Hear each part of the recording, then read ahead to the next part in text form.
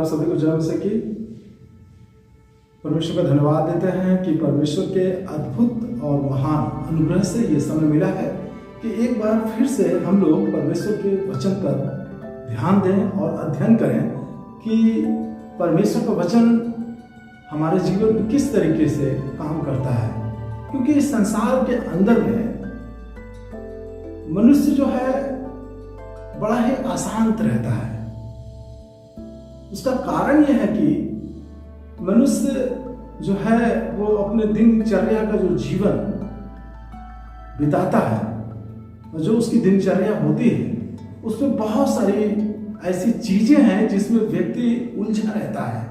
अपने परिवार में उलझा रहता है, जहां वो काम करता है वहां उलझा रहता है, मार्केट में उलझा रहता है, तमाम ऐसी जगहों पे उसका आना जाना रहता है। इतने तमाम लोग उससे मुलाकात करते हैं और साथ ही साथ वो मोबाइल में उलझा हुआ है, अपने रिश्तेदारों में, अपने दोस्तों में, तमाम ऐसी कई चीजें जो है उसके दिमाग में चलती रहती हैं और जिसकी वजह से जो मनुष्य है वो बड़ा ही चिंतित जीवन व्यतीत करता है और उसका जो मन होता है वो बड़ा ही अशांत होता है। उसके मन में सुकून ही नहीं है, इसलिए वो परेशान है। कई बार वो अपने मन को शांत करने के लिए कई चीज़ों का सहारा लेता है। कई बार वो अपने जीवन में शांति की तलाश करने के लिए वो कभी जंगल में भागता है, कभी पहाड़ों में भागता है, कभी कहाँ और बहुत सारी दक्षिणा भी वो देता रहता है लोगों को। कई बार मनुष्य जो है अपने मस्तक की जो रेखाएं हैं इनको भी दिखाता है और अपनी जो हस्त रेखा है इनको भी दिखाता है। कई बार वो अपने भविष्य के बारे में जाकर के एस्ट्रोलॉजी का सहारा लेता है और ये पता करने की कोशिश करता है कि हमारे जीवन में शांति कैसे आएगी। ये बड़े ही मनुष्य के जीवन की दयनीय दशा है और वो इसलिए है क्योंकि मनुष्य के अंदर इतने विचार आते जाते रहते हैं, इतने विचार आते जाते रहते हैं जिसकी वजह से मनुष्य जो है वो अपने मन को शांति प्रदान कर ही नहीं पाता है कि वो किस बात से। और खास करके इसमें नौजवान लड़के और लड़कियां जो हैं उनका जीवन तो और भी ज्यादा परेशान है। वो बेचारे ऐसे चौराहे में खड़े रहते हैं, वो कभी सोचते हैं इधर जाएं तो कभी वो सोचते हैं इधर जाएं तो कभी वो सोचते हैं उधर जाएं और वो 6-6 महीने पे, 1-1 साल पे, 2-2 महीने, 4-4 महीने पे जो है वो डिसीजन लेते रहते हैं अपनी जिंदगी की। इस बार हम ये करेंगे, इस बार हम ये शुरू करेंगे, इस बार हम वो करेंगे, हम वो करेंगे और ऐसे में जो है उनके जीवन के कई ऐसे महीने और साल जो है बीत जाते हैं और मन जो है बड़ा ही दुखी हो जाता है और फिर वो परमेश्वर के पास भी आने की कोशिश करता है। चर्च में जाता है, चर्च में जाकर के जो है वो घंटों समय बिताता है, पास्टर से भी मिलता है, लोगों से प्रार्थना भी कराता है। मिला जुला के अगर देखा जाए तो मनुष्य की जो मन की दशा है वो काफ़ी दयनीय है और काफ़ी वो जो है दर्द से भरा हुआ है और हम कई बार जो है इस बात को समझ नहीं पाते हैं। इसीलिए दाऊद कहता है भजन संहिता 5 अध्याय में और उसके 1 और 2 पद में, इसको अगर हम पढ़ें तो वहां पे लिखा हुआ है, हे यहोवा मेरे वचनों पर कान लगा, मेरे कराहने पर ध्यान दे। हे मेरे राजा, हे मेरे परमेश्वर, मेरी दुहाई पर ध्यान दे क्योंकि मैं तुझ ही से प्रार्थना करता हूँ। यहाँ पर जो है एक बात जो खास बताई गई है कि परमेश्वर तू मेरे वचनों पे ध्यान दे। मतलब कि जो हम बोल रहे हैं, जो हमारे अंदर तकलीफ है, जो हम जिससे हम अंदर ही अंदर कूड़ रहे हैं या दर्द जो हमारे अंदर है, हमारे मन के अंदर में, और इससे जो वो अपने मुख की शब्दावली निकालता है वो परमेश्वर के पास भेजता है।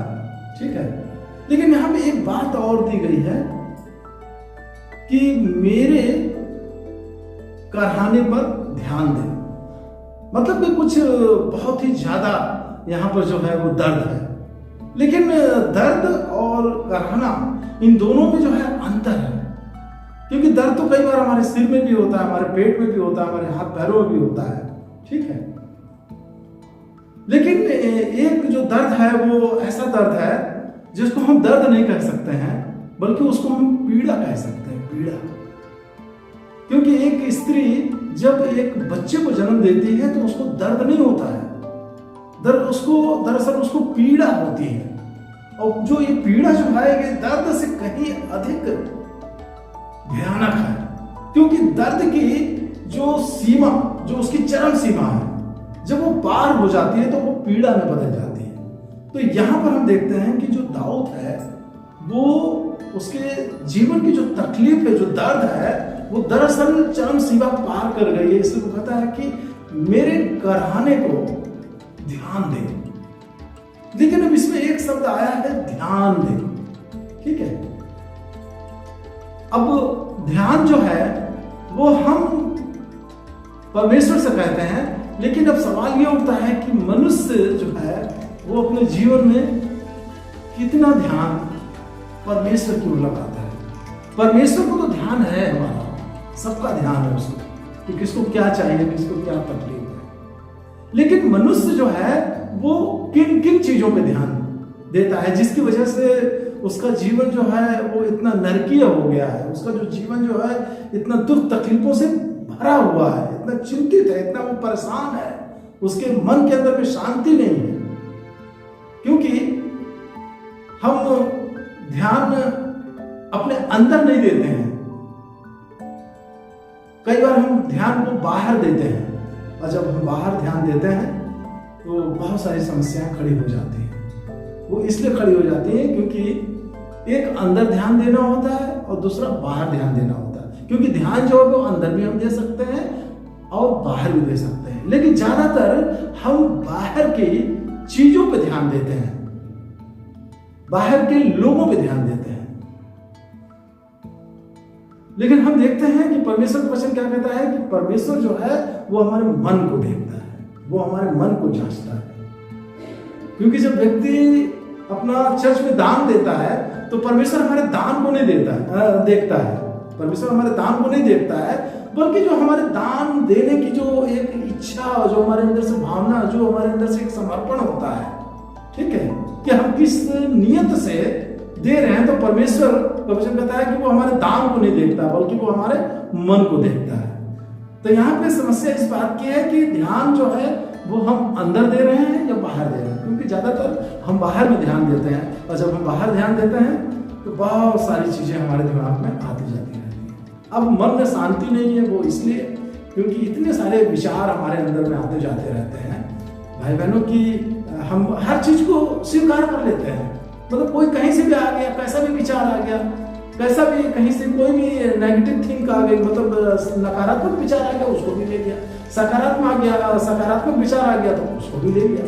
मतलब जो भी चीज आ रही है उसको हम ले रहे हैं। और जब रात में हम सोते हैं तो पता चला कि हमारे सर के पास में और भी, इधर भी 5 सर है, इधर भी 5 सर है, इधर 5 सर में से इधर से कुछ बोल रहा है तो कोई इधर से बोल रहा है, कोई उधर से बोल रहा है। तकिया तो एक है, लेकिन उस तकिया के ऊपर हमारे सिर कितने हैं? एक नहीं है, उसमें 10 सिर हैं। और तरह तरह की जो बातें हैं, तरह तरह के जो विचार हैं वो हमारे अंदर आते रहते हैं, और उनसे हम इतने परेशान हो जाते हैं कि हम कई बार जो है उठ के बैठ जाते हैं। कई बार तो लोग आत्महत्या कर लेते हैं कि अब ये जीवन बेकार है, अब जीना ठीक नहीं है।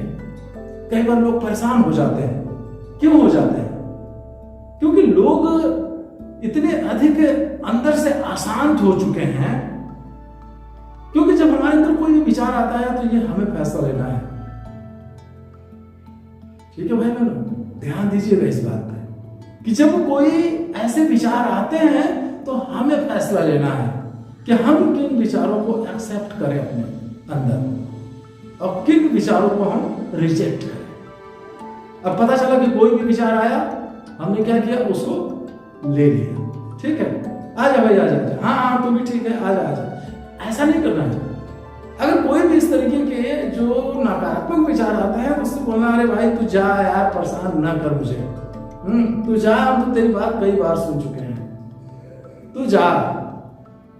हम ध्यान न दें, मतलब हम जितना अधिक बाहरी विचारों को अपने अंदर आने से रोकेंगे उतना ही ज्यादा हमारा मन धीरे धीरे धीरे धीरे शांत होगा और हम कम बोलेंगे। ठीक है, क्योंकि बहुत ज्यादा विचार जब आते हैं तो हम बहुत ज्यादा बड़बड़ करने लगते हैं। ठीक है, बहुत ज्यादा बातचीत करने लगते हैं और उसी में जो है हमको गुस्सा भी आता है, उसी में हम झुंझुना भी जाते हैं। ठीक है, हमारी स्थिति ऐसी हो जाती है कि जिस तरीके से कोई मोटरसाइकिल चलती है, कोई 4 व्हीलर जब चलती है तो झक झक झक झक झक झक झक झक झक झक झक खूब उसी में वो चल रहा है और उसके बाद में पता चला कि उसके जो रिम पिस्टन जो है वो खराब हो चुका है। ठीक है, वो गर्म हो गया है। अच्छा, वो गर्म हो गया है तो पता चला कि आगे चल करके वो गाड़ी जो है रुक जाती है, फिर उसको ले जाकर के हम लोग गैरेज में या जाकर के किसी दुकान पे दे देते हैं। तो यही हाल हमारी जिंदगी के अंदर जो चल रहा है, हमारे जो मन के अंदर चल रहा है, यही हाल हमारा भी होता है कि जो कुछ भी लेते हैं उसको तुरंत झक झक झक झक झक झक चलाना शुरू कर देते हैं। उसके बाद में इतने ज्यादा परेशान हो जाते हैं कि चर्च के अंदर में जाते हैं, पास्टर जी हमारे लिए प्रार्थना कीजिए।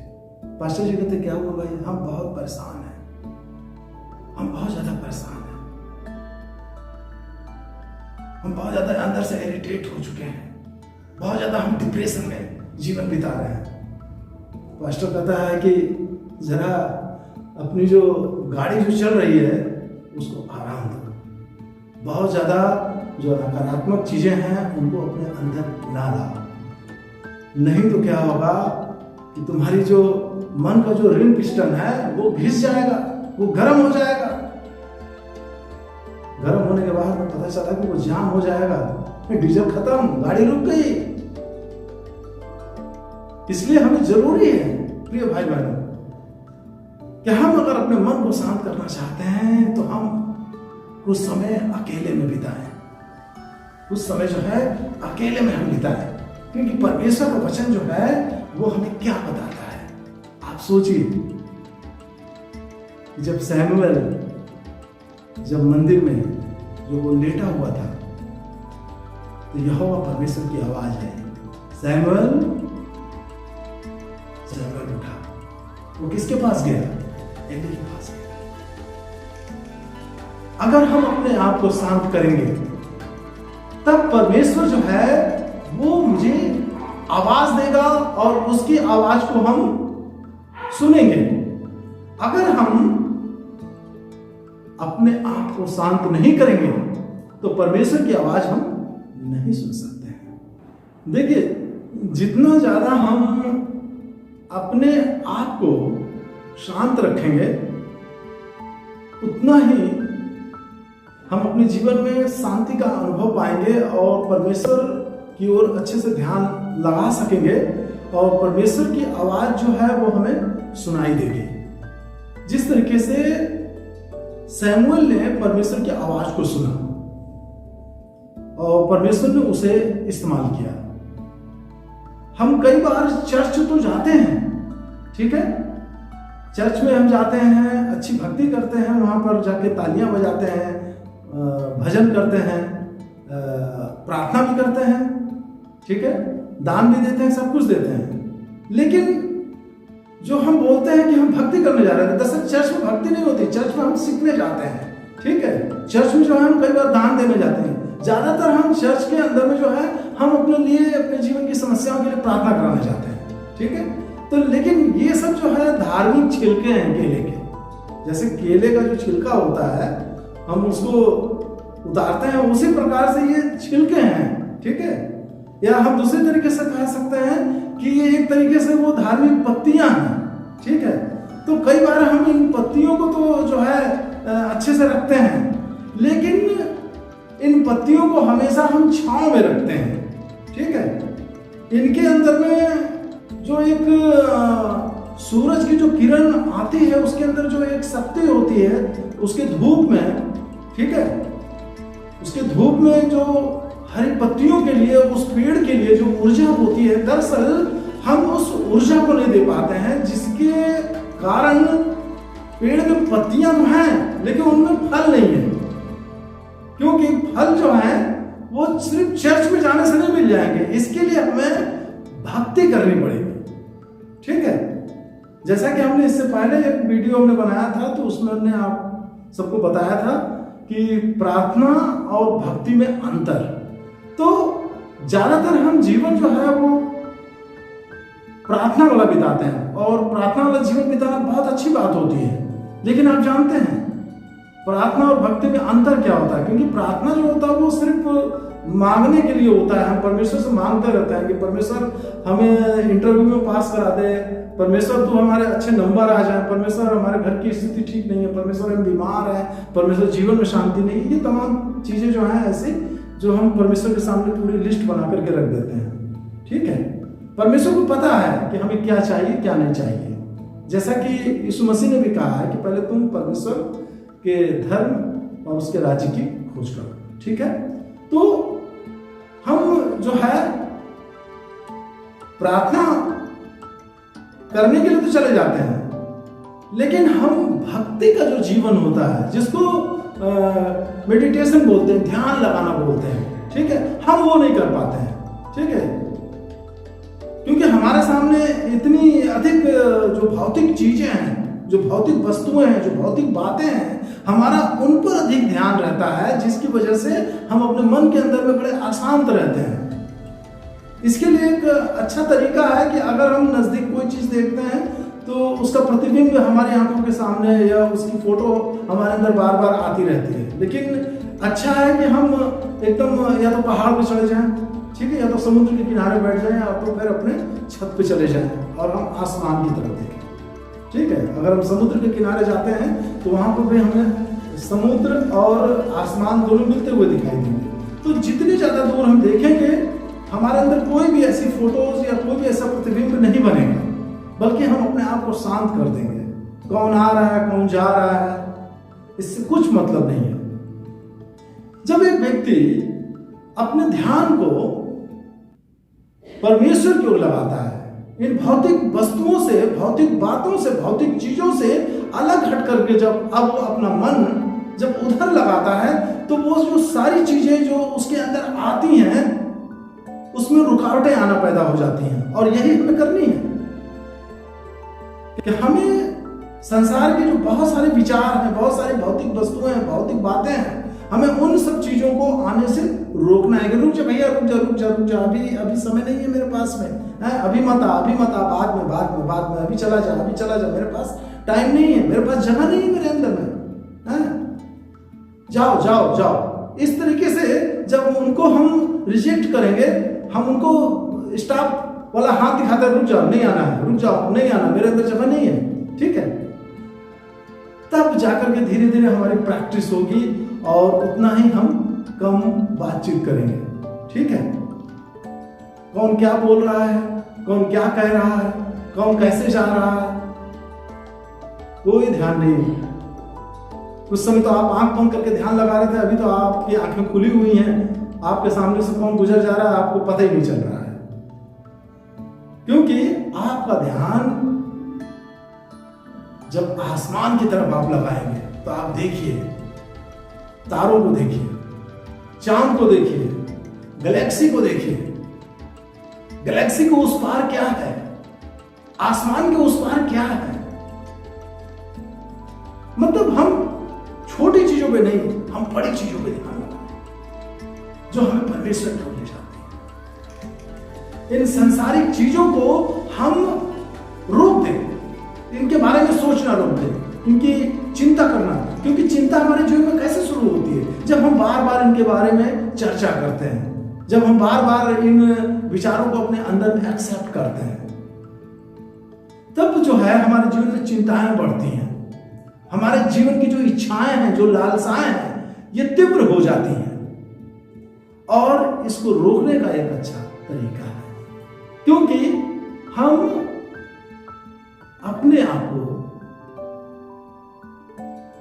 इसहाक की तरह बनाए, क्योंकि इसहाक रोज शाम को चला जाता था दूर अपने घर से अकेले में शाम के समय। और हम देखते हैं कि एक दिन जो है अब्राहम का जो दास होता है एलीआजर, वो रेबका को लेके आ रहा होता है और इधर इसहाक रहता है। इसहाक जा रहा है तो उधर से जो है जो रेबका है वो पूछती है इब्राहिम के दास से कि ये कौन आ रहा है। तो कहता है कि ये इसहाक है, इसी से तुम्हारा विवाह होना है। तो हम देखते हैं कि रिबका आती है और उसे धन्यवाद करती है। मतलब इसहाक जो है वो अपने जीवन में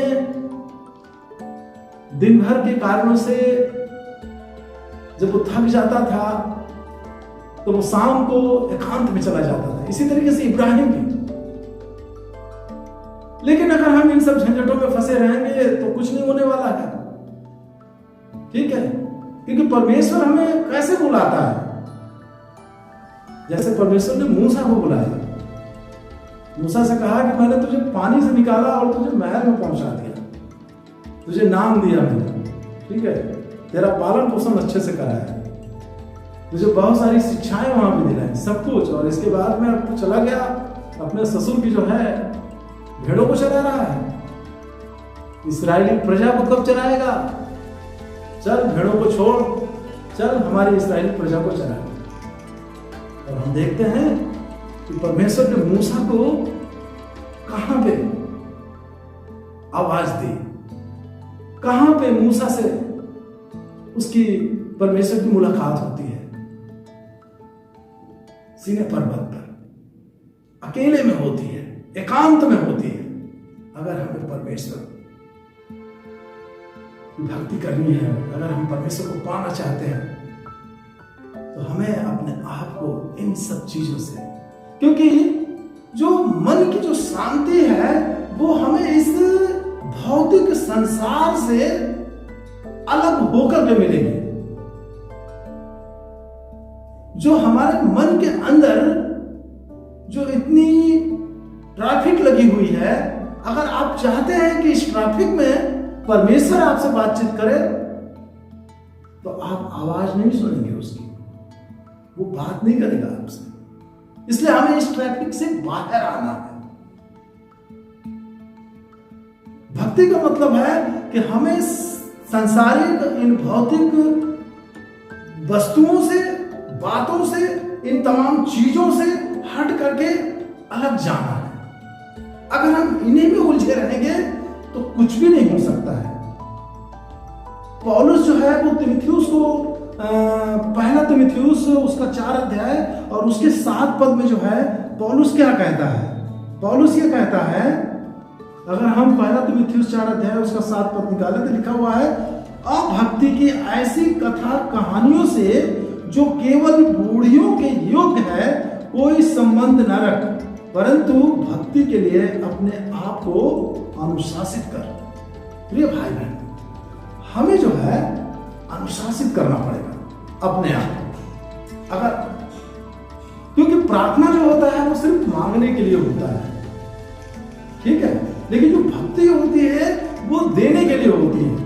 क्योंकि जब हम परमेश्वर की भक्ति करेंगे तो हम उसके तमाम उन आश्चर्य कर्मों को, उसकी महिमा का हम बखान करेंगे।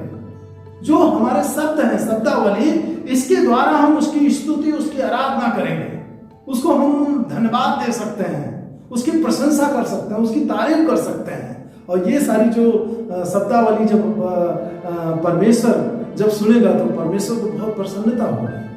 क्योंकि इस संसार के अंदर में आपने एक चीज देखी होगी कि इस भौतिक संसार में अगर आप कोई भी चीज जलाते हैं, चाहे वो गैस जलाएं, चाहे मोमबत्ती जलाएं, चाहे लकड़ी जलाएं, तो उसका जो धुआं है वो ऐसे सीधे चला जाता है ऊपर, ठीक है?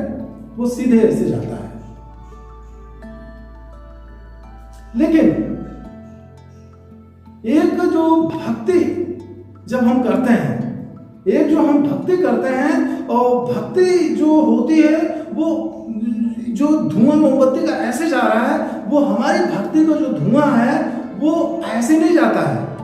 वो एक क्लाउड की तरह, एक लच्छेदार की तरह वो ऐसे करके गोल गोल, ठीक है? वो गोल गोल करके जाता है, ठीक है?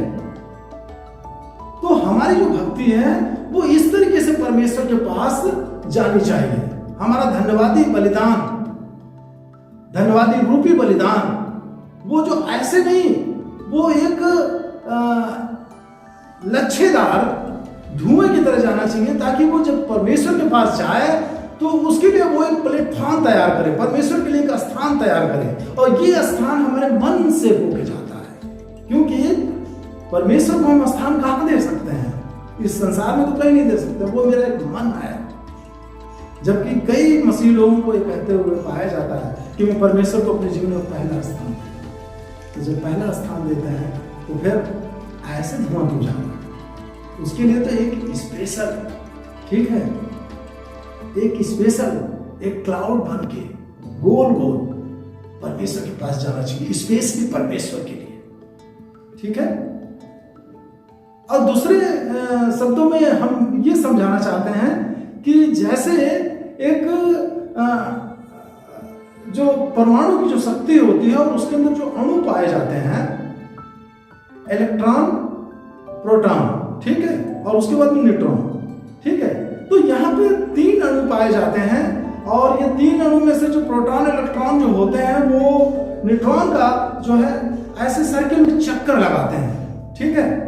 वो चारों तरफ जो है न्यूट्रॉन का, ये दोनों जो है मिलके, इनको एक इधर एक होता है, एक इधर होता है, न्यूट्रॉन बीच में होता है, और उसका एक चक्कर ऐसे ऐसे करके वो चारों तरफ लगाते हैं। जिस तरीके से पृथ्वी का चक्कर चंद्रमा लगाता है और पृथ्वी और चंद्रमा मिल करके सूर्य का चक्कर लगाते हैं, ठीक है।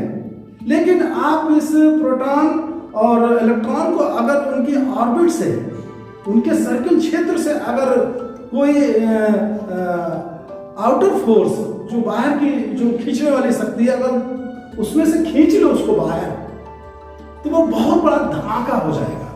अब वो धमाका इतना तगड़ा होगा कि कम से कम 6 से 7 इंच की जो लोहे की मोटी चादर होगी वो उसको चिथड़ा कर देगी कागज की तरह।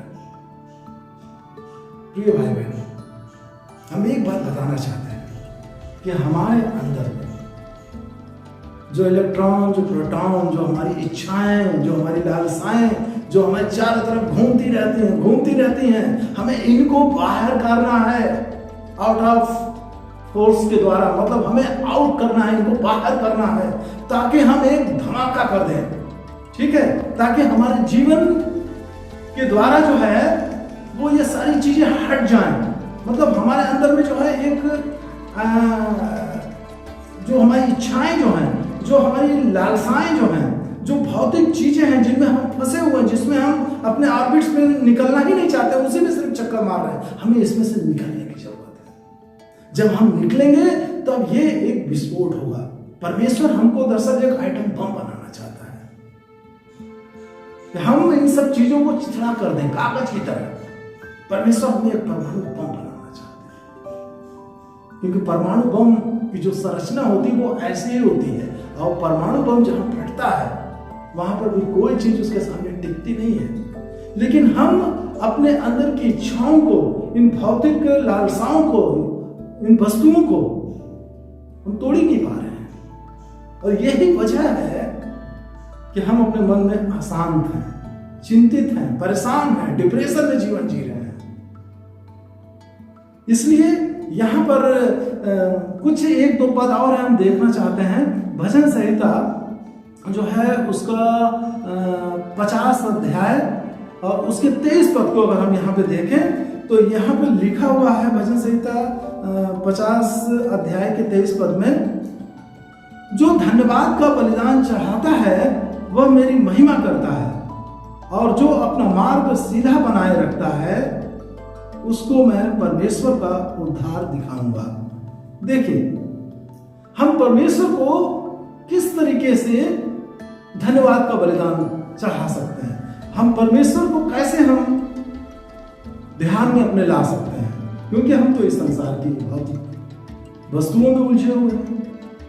इसलिए हमें अगर अपने मन में शांति चाहिए, अगर हमें अपने मन को नया करना है, तो हमें एक परमाणु ऊर्जा बन करके हमें विस्फोट होना पड़ेगा।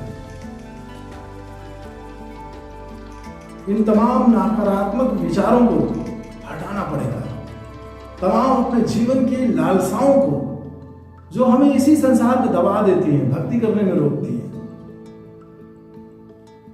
हम अपने जीवन में शांति पाने के लिए जो चर्चों में तो जरूर चले जाते हैं, लेकिन हमने बताया जैसा कि चर्च में जाते हैं, प्रार्थना करते हैं, भजन करते हैं, ठीक है, दान दे देते हैं। ये सब क्या है? ये सब जो है वो एक तरीके के छिलके हैं जो हम उतारते रहते हैं जाके। भजन करना, प्रार्थना करना, दान देना, चर्च में जाना अच्छी बात है, लेकिन हम भक्ति कब करेंगे? हम परमेश्वर को ध्यान कब लगाएंगे? क्योंकि चर्च में हम जाते हैं तो वहां पे ध्यान नहीं, वहां तो हम अपनी प्रार्थनाओं को लेकर जाते हैं, अपनी मन्नतों को लेकर जाते हैं। हमें परमेश्वर के ऊपर ध्यान लगाना है, ठीक है। और एक पद और है भजन संहिता, उसका 51 अध्याय का 17 पद, और वहां पे लिखा हुआ है कि टूटा मन परमेश्वर के योग्य बलिदान है। हे परमेश्वर, तू टूटे और पिसे हुए हृदय को तुच्छ नहीं जानता है। हमारी जो भी स्थिति हो इस संसार में, हम जैसे या जिस हाल में हम परमेश्वर के सामने अपने आप को पूरी रीति से दे दें। जैसे पानी को अगर जमीन में फेंक दिया जाए तो फिर उसको वापस पानी को इकट्ठा नहीं किया जा सकता, उसको बटोरा नहीं जा सकता है। हमारे जीवन का जो बलिदान है, जो हमारे जीवन का जो समर्पण है, हमारा जो ध्यान करना है, जो हमारे जीवन की पूरी अहमियत है, वो परमेश्वर के सामने इसी प्रकार से हम डाल दें। हम अपने आप को कुछ न करें, जीरो समझे। जैसे पौलुस ने कहा कि अगर कहने को कहा जाए तो मैं यहूदियों का यहूदी हूँ, बिन्यामीन गोत्र का हूँ, 8वें दिन मेरा खतना हुआ है, व्यवस्था के अनुसार देखा जाए तो उसका मैं पालन करने वाला हूँ और मसीहों को सताने वाला भी हूँ। मतलब पौलुस अगर घमंड करना चाहे अपनी इन योग्यताओं के ऊपर तो उसके पास बहुत सारे कारण हैं, लेकिन वो कहता है कि मैं इन सब चीजों को क्या समझता हूँ? कूड़ा समझता हूँ। शून्य अपने आप को उसने कर दिया। तो इसलिए हमें अपने आप को शून्य करना है। जैसे पानी को फेंक दिया जाता है जमीन पे और फिर उस जमीन से पानी नहीं इकट्ठा किया जा सकता, उसी प्रकार से हमें अपने आप को परमेश्वर के सामने फेंक देना है, अपने आप को परमेश्वर के सामने डाल देना है। क्योंकि जब तक हम ऐसा नहीं करेंगे परमेश्वर हमारी भक्ति नहीं स्वीकार करने वाला है। क्योंकि हम भक्ति नहीं करने जाते हैं चर्च में। चर्च में तो हम प्रार्थनाओं के लिए जाते हैं, अपनी मन्नतों को पूरा करने के लिए जाते हैं, हम लोगों को दिखाने के लिए, अपने परिवार वालों को, रिश्तेदारों को, कलीसिया के लोगों को। लेकिन जो भक्ति होती है वो आप नहीं दिखा सकते हैं, क्योंकि भक्ति तो आप अपने मन से करते हैं। और आपके मन को इस संसार में परमेश्वर के अलावा कौन जान सकता है? मन का भेद कौन जान सकता है? इसलिए वचन बताता है कि जो हमारे अंदर जो हमारा मन होता है वो जो सबसे ज्यादा धोखेबाज होता है। तो हमारे मन के अंदर में जो है असाध्य रोग लगा हुआ है। इसलिए प्रिय भाई बहनों, हमें यहां पर इन सब बातों पे ध्यान देना है। अगर हमें अपने मन को नया बनाना है तो हमें इसी प्रकार से आना पड़ेगा। नहीं तो फिर आप वही है कि जिंदगी भर उस गाड़ी की तरह झकझक झकझक झकझक करते रहिए। पता चला कि आपका रिंग पिस्टन जो है वो घिस रहा है, ठीक है, इंजन बंद हो जाएगा, गर्म होकर के घुस जाएगा, गैरेज में चला जाएगा, ठीक है। फिर पास्टर के पास आएंगे, हमारा इंजन बना दीजिए, हाँ। लेकिन पास्टर जी कह देंगे भैया आपका इंजन खराब हो गया, बोरिंग लायक नहीं है, ठीक है, डेड हो चुका है, हम एक दिन डेड हो जाएंगे। इसलिए हम लोगों के पास में अभी इस जीवन में वक्त है। चर्च में जाने से काम नहीं चलेगा, इसके अलावा हमें करना है, परमेश्वर को खोजना है। जब तक वो न मिल जाए उसे हम खोजते रहें। हम आशा करते हैं कि ये बात आपको समझ में आई होगी और आने वाले समय में हम और भी इस विषय पर चर्चा करेंगे। परमेश्वर आप हमको आशीष दे। आइए हम प्रार्थना करें। सर्वशक्तिमान परमेश्वर, हम आपकी महिमा प्रशंसा तारीफ करते हैं प्रभु जी। आप राजाओं के राजा, प्रभु के प्रभु हैं, आदि से अनादिकाल के परमेश्वर हैं। पिता परमेश्वर, आप हमें एक परमाणु आइटम बम बनाना चाहते हैं ताकि हम इस सांसारिक भौतिक वस्तुओं को, भौतिक चीजों से निकलें और हम जो है एक प्रार्थना के साथ एक भक्ति का भी जीवन बिताने पाए। पिता परमेश्वर, आप हमारे कराने पर हमारी उस पीड़ा पे ध्यान दीजिए प्रभु जी, मदद कीजिए प्रभु जी कि हम कैसा जीवन बिताएं। पिता परमेश्वर, यहाँ पर हर एक सुनने वाले को जो इस वक्त इस वीडियो के माध्यम से आपके वचन को सुन रहा है, उनके जीवन में काम कीजिए, उन्हें रास्ता दिखाइए, उन्हें दिशा निर्देश कीजिए। हाँ प्रभु जी, हमारे जीवन की, हमारे मन की व्याकुलता को आप ही जो है ठीक कर सकते हैं, पूरी कर सकते हैं। जैसे एक हरिणी पानी के लिए तड़पती है और दौड़ती है प्रभु जी, उसी प्रकार से आज हम मनुष्यों की स्थिति भी यही हो गई है। प्रभु जी, आप हम सबकी मदद और सहायता करें। धन्यवाद के साथ प्रार्थना देते अपने उद्धारकर्ता प्रभु यीशु मसीह। आमीन। ठीक है, आप सबको जय मसीह। अगली वीडियो में फिर